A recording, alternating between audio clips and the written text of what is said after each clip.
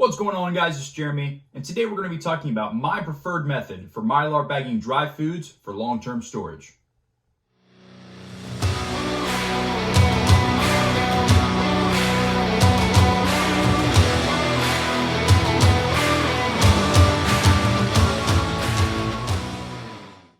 So when we talk about food prepping, there's really three categories or three time frames we're really talking about. There's short-term, mid-term, and long-term. Your short term is the stuff you immediately have in your kitchen and cabinets. Stuff in your fridge, things that are going to go bad in short term that is normally in your pantry or maybe kept on your counter, your fruits, your vegetables, your bread, stuff like that. And then you have your midterm. These are your boxed and canned foods, things that are normally good that have a shelf life for about a year to 3 years. There are a lot of your canned foods and stuff like that, dried foods kind of go into that. And then we get into long-term food storage, and that is when we get into the canning process or the Mylar bag or freeze-dried method of food prepping. And today specifically, we're going to talk about my preferred method for storing dried foods with Mylar bags and oxygen absorbers. So why do we store dried foods for long periods of time? In the beginning, it may seem like it's a bit of a hassle to prep all this food and then put it into Mylar bags and find places to store it and all that. But it's extremely convenient in the long run. You have food stores built up that you don't have to worry about for a really long period of time. And as long as it's foods that you normally eat, you'll cycle through it, and you won't have to worry about foods going bad. So there's really three kind of textures or types of dry foods when it comes to Mylar bagging that you mainly stay within. The first one being flour, cornmeal, sugars, stuff like that. Stuff that is really fine. And then you have kind of your mid-tier, your softer foods. This is stuff like oats. And then you have your really hard dry foods. That's rice, beans, corns, and stuff like that.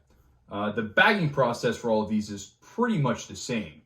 But how that oxygen absorber really kind of sucks out all the air and how it looks stored looks a little different. But we're going to talk about that as we're bagging it in little tricks and whatnot for depending on the type of food that you are using. So the only thing that you're going to need for this is your Mylar bags, your oxygen absorbers, some way to seal the Mylar bags, and then obviously the food itself. So the first couple steps of this is already done because it kind of spans out over a couple days, so I can't really show you that on camera. We're really just talking about the bagging process today. So my method of prepping food to put it into Mylar bags goes as such. Obviously, I buy the foods. Most foods I try to buy in bulk, like my rice and my beans and stuff like that. My oats I can kind of find in medium-sized bagging, although with the supply shortage going on at the time this video is recorded, things aren't in the same packaging that I used to like or the same brands.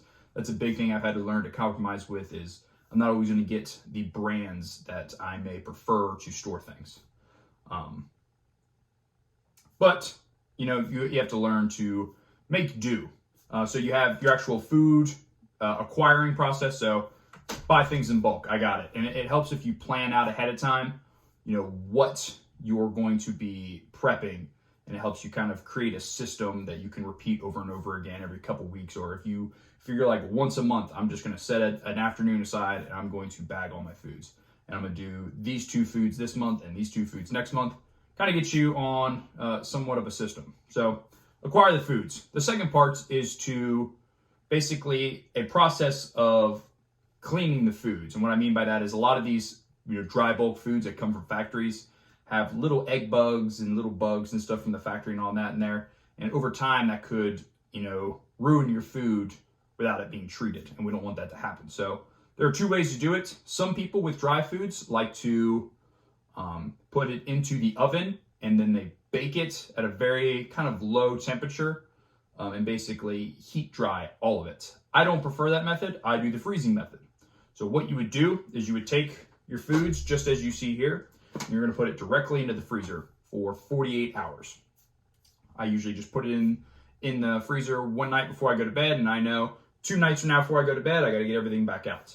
So in the freezer, step 1 for 48 hours. Step 2, bring it out, find a flat surface like a table or if you have a large counter, and lay a towel out and put all of your dried foods in the packages on top of the towel and let it sit for 24 hours to let it all completely dry out at room temperature and let everything just become completely at a normal room temperature state again. Then we move into the bagging process. So I'm gonna get everything set up. I'm gonna get my bagging stuff out. I'll talk about what I use and why I use it, and we'll go from there. All right, guys, we're set up. We're ready to start bagging and whatnot. I've already got quite a few set up to the side to speed along this process, but I'm gonna walk you guys through one of them. So like what we talked about before, you need your desired size of Mylar bags.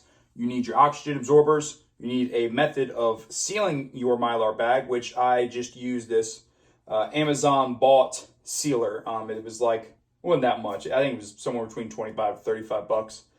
And it's bagged hundreds and hundreds, if not thousands of bags already. Maybe not thousands yet. We're definitely in the hundreds. And I've had no issues with it. And then I like to take a bowl, just a big mixing bowl. And then I have my measurement device, of course. And I'll put my Mylar bag inside of the bowl just to kind of help contain the mess and whatnot. So for this, I'm using 2-quart Mylar bags and 500cc oxygen absorbers, which technically is overkill for the desired size of Mylar bag that I'm using. There is a lot of information out there on oxygen absorber to Mylar bag ratio. I will leave that on you guys to figure that out. I may throw a comment in there to a link that I usually reference. But I normally overkill my oxygen absorber just in case, just why not? But so as you do this more and more, you start to figure out how much of what dried food fits into these bags. So I know when I'm using dried foods on 2-quart Mylar bags, I know roughly 7 or 8 cups of all general dried foods are going to fit into this. So it makes the process go by a lot quicker. So all I'm going to do is take my measurement device. If you guys can see it just off camera, I have a bag of white rice sitting off to the side, and I'm just going to take 7 cups of that and fill this bag. So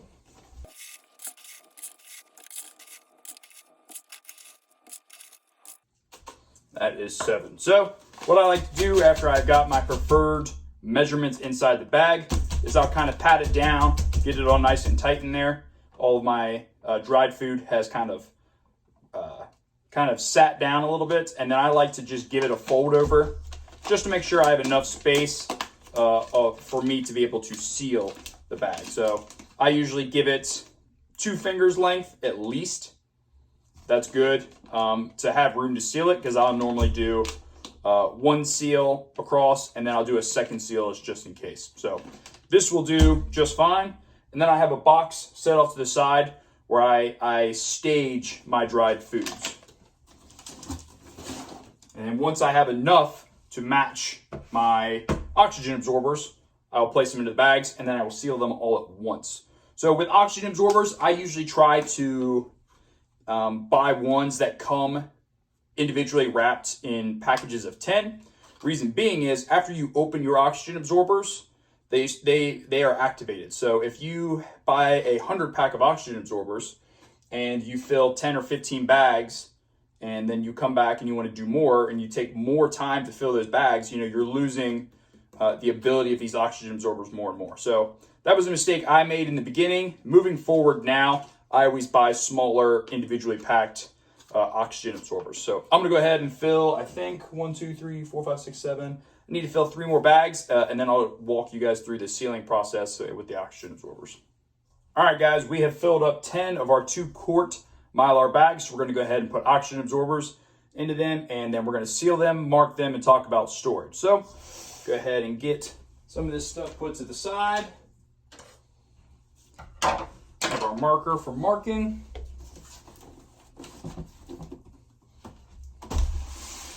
Bring up our other bags, and then we get our oxygen absorbers out.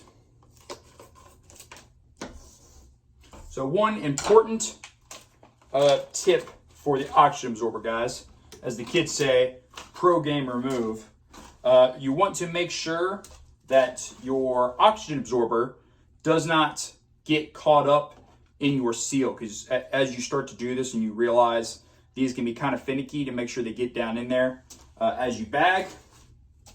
Make sure that you are pushing them down far enough to where it does not interfere with your seal. Look at that, perfect 10. All right. Now, go ahead and bring our sealer online here. We can get rid of this now. So, I give everything a little pat down one more time. I normally take my oxygen absorber. I try to keep my fingers out of the food, but I'll kind of sit it down into the food. That way when I do my fold over, hopefully it stays deep down in there.